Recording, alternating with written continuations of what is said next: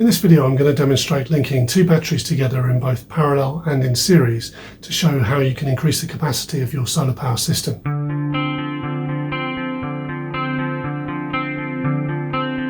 Hi, this is Everyday Prepper and welcome to the channel. Today I'm going to follow on from previous videos where I've shown you how to link up a solar panel to a charge controller and then to a battery, a leisure battery, so that you can have some off-grid power in the event of a power outage.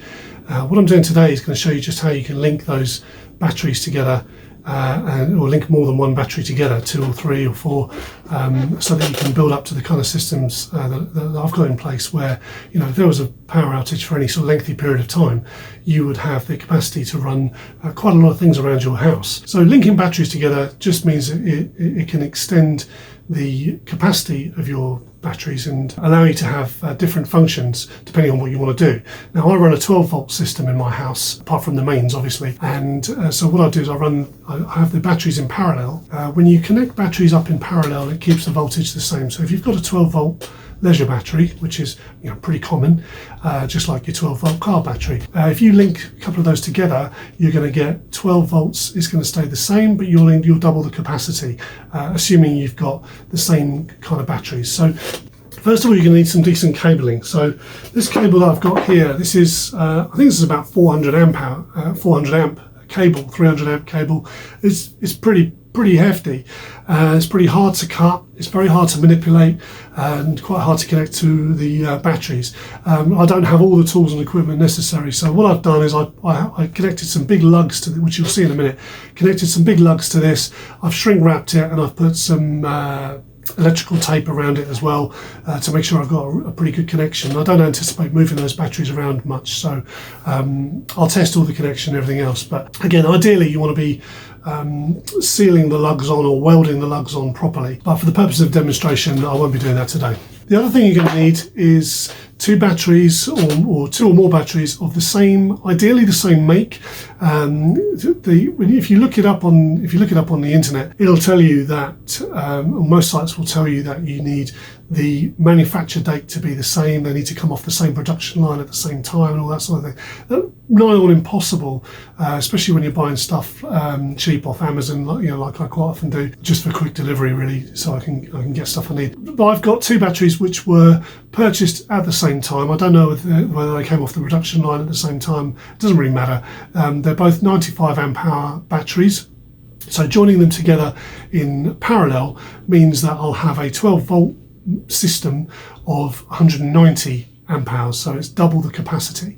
If I was to link them together in series, I would then have a 24-volt system at 95 amp hour capacity. So I'd have the same capacity, but I'd have 24 volts. Some inverters run from 24 volts to scale up to mains electric, which is 230 volts output. My inverter is a 12-volt inverter, or all my inverters are 12-volt inverters, so I just use a 12-volt system. So that's what you need. 2 batteries are the same. You need some decent cabling, some ways to connect them, and some tools, which I'll show you. Right, so let's get going. Let's get this set up. Right, so first we're going to set these batteries up in series, which means we're going to be adding the voltages together and keeping the amp hour capacity the same. So it'll be like a 24-volt battery with a 95 amp hour capacity. That's the idea. And the way we do that is we just literally connect the positive, that's the positive of this battery, that's the negative, and I've turned this one around. This one is the negative, and there's the positive. So we're going to connect the positive of one battery to the negative of the other. That links the batteries together essentially, and it's like daisy chaining them. So if you had more than 2 batteries, you would then connect the positive of this battery to the negative of the next battery, and then the positive of that battery to the negative of that, and you just daisy chain them all up, if that makes sense. So in one big chain, and that's how you link them together. And then what you do is you use the free terminals to connect to all your other equipment, i.e. your solar panel, your charge controller, your inverter if you're going to use it, and also anything else that you're going to be powering. So here we go, let's connect these up. So that's the positive, so we're just going to use a nice big cable. Move that over a bit. Probably use shorter cables to do this, but it doesn't really matter. So I'll connect that on there, tighten that up. Okay, that's on. I'm going to connect this one to the negative of this one.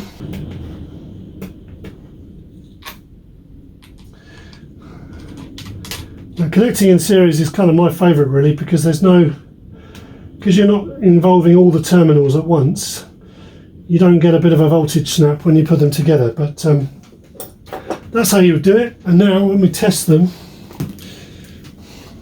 the battery voltages were slightly different from each other. So now this is the positive terminal here, and that's the negative terminal. So you treat it as one battery.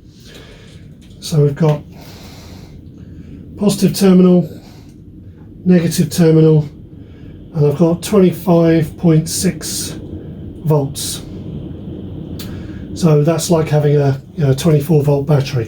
Now the only thing with that is if you're running 12 volt system, like 12 volt lighting, you're going to have to step the voltage down again, which is why I use 12 volt batteries. I use all my batteries connected in parallel, because it keeps the voltage the same. Anyway, so what we'll do is, next what you would do is you'd have your charge controller and your solar panels. You would connect your charge controller positive out to the battery onto the positive of this end, and then you would have the negative from the charge controller onto here, and that way it would just charge the batteries properly. So that's pretty much it with series. And again, if you had more than two batteries, you would just extend it down the line, and whichever was the free terminal with nothing connected to it, you would use that as either the positive or negative, and likewise free terminal at this end, and you would just connect those up. So, and again, anything that's coming off of that, if you've got a 24 volt light system, then you connect that to the positive and negative, the free positive and negative terminals. So connecting in series is a lot more simple. But now we're going to connect in parallel and show you the difference. So I'm going to turn the battery around, put them close together, just check the voltages again. 13.03, 12.66. Now there's quite a difference between the two. So when I connect them together, I'm expecting to get a bit of a jolt, hopefully not into me, but the batteries will try and equalise each other. So it shouldn't be too bad. I've been told they shouldn't blow up. So here goes. So we're going to connect the positive together now. These two cables I've got are slightly different sizes, but it's not going to matter too much, because the smaller cable is a 200 amp cable, and joining these two batteries together, they're both 95 amp hours. So if you put those together, that's 190 amp hours, so 190 amps essentially. And these are 200 amp cable. This one's about 400 amp, I think. So it shouldn't be an issue. Ideally, you want cables of the same size, but for the purposes of demonstration, we're going to wing it. So now we want to connect the positive on here. I'll just tighten that up a little bit. So the positive on that battery, and then we're going to go directly to the positive on this battery. The way I'm going to do that is I'm going to do it through here. Now, ideally, you want to connect them all in the same way, but as I said earlier, I'm limited on the amount of connections I've got, so I've had to kind of make it up as I go along. But as long as it's a decent connection, then it should be fine. Right, so that's the positives connected up. Now we're going to connect the negatives up. Let's get this one on here. I'm going to use this thing just to, I know this is the wrong way around and the wrong way to do it, but this is the way I'm going to do it. So that's pretty secure on there. Okay, now we're going to connect up the negative terminals. So that one's nice and tight on there. I'm going to connect up the negatives, and here goes.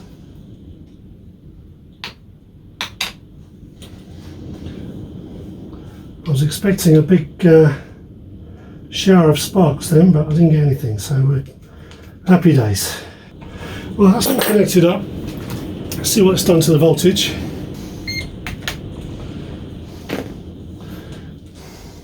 So here what we're going to do is we're going to test against the positive of one battery to the negative of the other battery.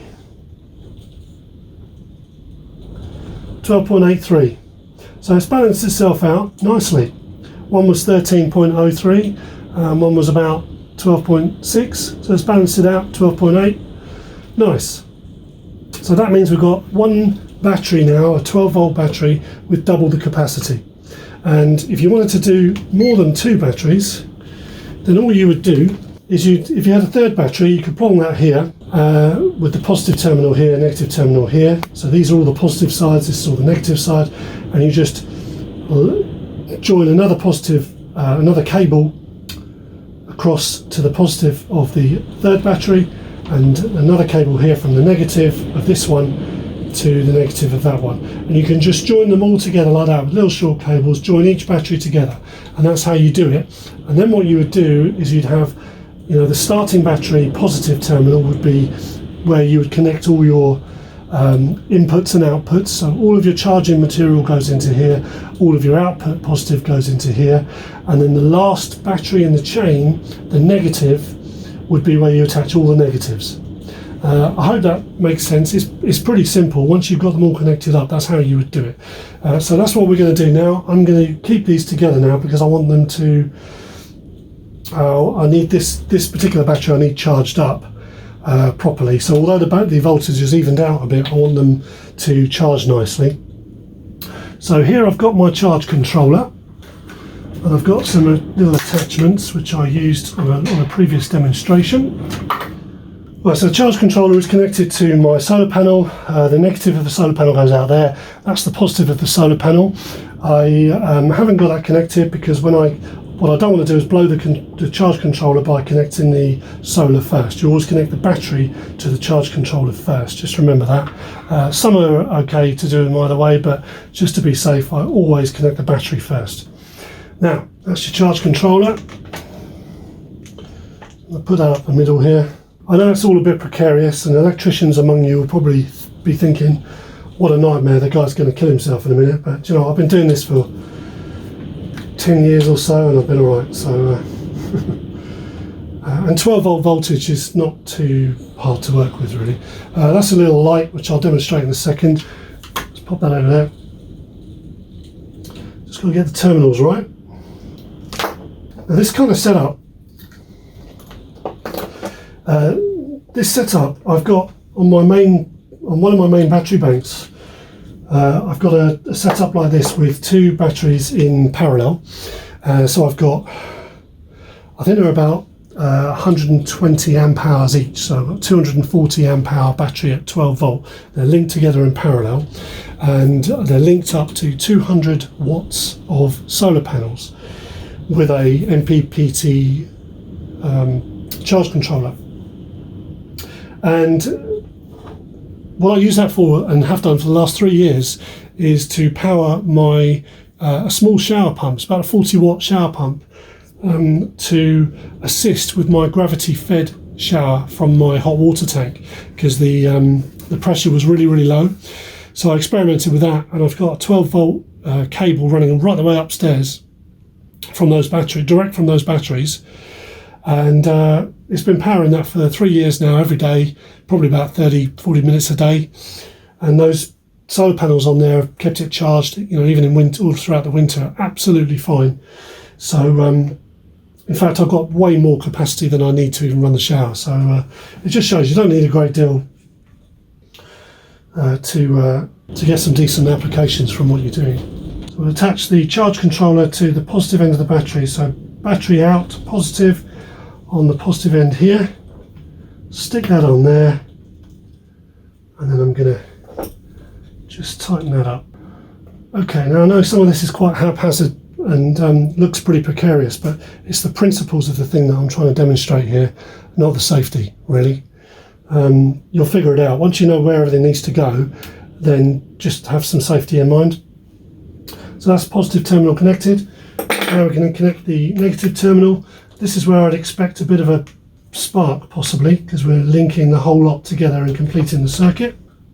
So I've just extended these wires on my peripherals because I didn't have enough leeway to connect this negative terminal. Right, so we're going to connect the negative terminal now. No spark, even better. Right, so the Bluetooth light is now flashing.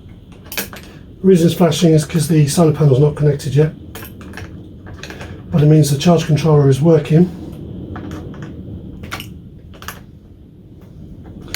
So I should now get a reading on my phone. Check the voltage again. See what we got. Positive on the first battery, negative on the last battery. 12.78, so it's dropped a tiny bit. But now what we're going to do is connect the solar panel back in. Solar panel goes into the positive of the PV output, or PV input, sorry, on the charge controller. In we go. Tighten that up. I've got a solid blue light on the charge controller, so charge controller's happy. And I'll be getting a readout on my phone shortly. Check the voltage again. It's a pretty cloudy day out there, so I don't imagine the solar's given me a great deal, if anything. It was alright this morning. Positive on there, negative on here. 12.82, so it's jumped up by 0.1. That means it's charging a little bit. There we go. So that's it. Right, so I've got the charge controller is now connected to the two batteries, and I'm getting a readout of 12.89, 12.9, 5 watts. I mean, it's a 100 watt solar panel, and it's cloudy, but it's getting 7 watts. There you go. So it's charging, and that's all we're interested in. So I wanted to link them together so that they're all nicely balanced out, but hopefully it just gives you an idea of how it works. Yeah, so you can see how it works, and these smart solar Bluetooth charge controllers are really good by Victron. I'm going to do a full review on this charge controller because it's excellent. I held out for a while, because they're so expensive compared to some of the other cheap stuff that you can get on Amazon. And my MPPT chargers that I have used, they're okay.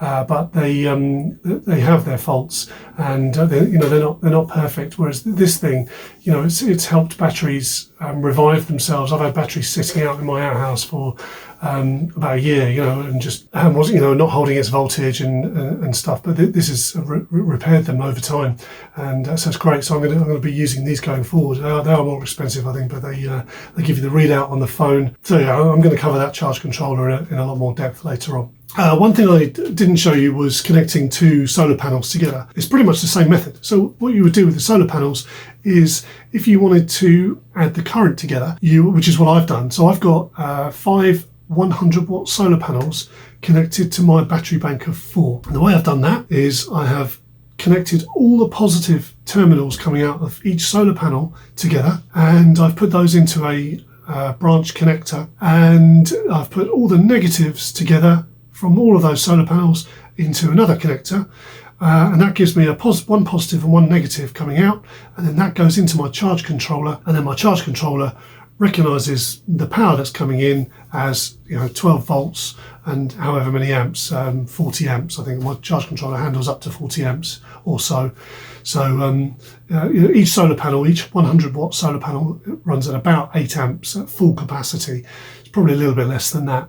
So 5 8s of 40 amps is going to be the max output, really. The batteries that are then connected to the charge controller, I've got a battery bank of 4 in that instance, and they're all connected in parallel, so they are still 12 volts, and the charge controller recognises that. So some charge controllers, especially the MPPT ones, will recognise whether you've got a 24 volt system or a 12 volt system.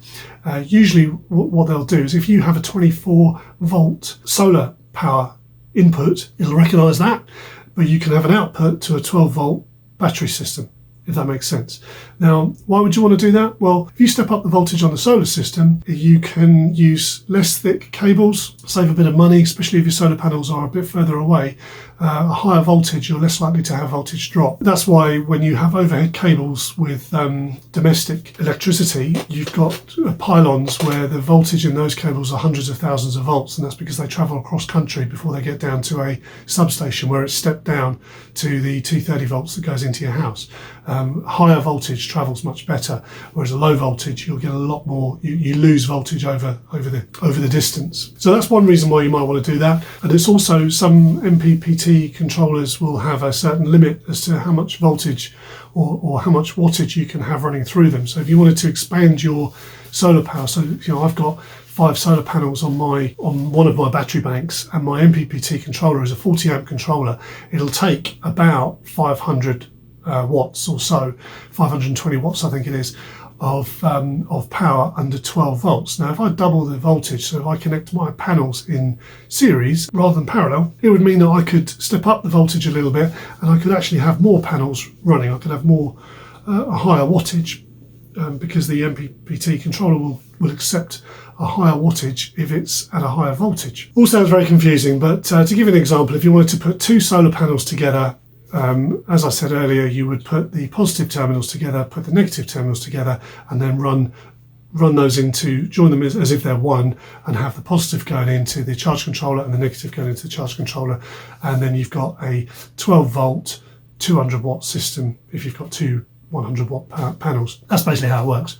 If you wanted to connect them in series, then the only difficulty with series, and the reason I haven't done it here in the UK, is I've got panels pointing in all different directions, and some of them, they're not really that close together. So if I was to put them in series, what can happen is if you get cloud cover or some dirt over one particular panel, then it affects all of the panels that are in the series. So if you block one panel out completely of light, you will block out the power from all of the other panels. So whereas if they're in parallel, you can block out 2 or 3 panels, but you'll still have 1 or 2 giving you some output, some energy. So I keep mine all connected in parallel. I may at some point have some groups where I can do some in series and some in parallel, and I'll do a video on that another time, because that's much more advanced really, on alternating between parallel and series. But the demonstration I wanted to do today was really just about how to connect your batteries in parallel or series so that you can expand your capacity, essentially. And the best way to do that, certainly for me, for what I wanted to do, was to connect them in parallel, so that you keep the voltage the same, but you increase the capacity. And that's basically what I've done. And I've probably skimmed over a couple of things. Feel free to go back over the video and check it and pause it. There's quite a lot of information in there. As far as the actual connections are concerned, with what to connect where and on which part of the battery and which part of the charge controller, please check out my other videos. They go into a bit more detail on the actual connections and everything else. So hopefully you found this video useful. I'd say it's probably about like an intermediate level. I will be going into some more advanced stuff with setting up the solar panels in both series and parallel. So if you have found this useful, then please like and subscribe so that you can get more content like this. And in the meantime, thanks very much for watching, and stay prepared.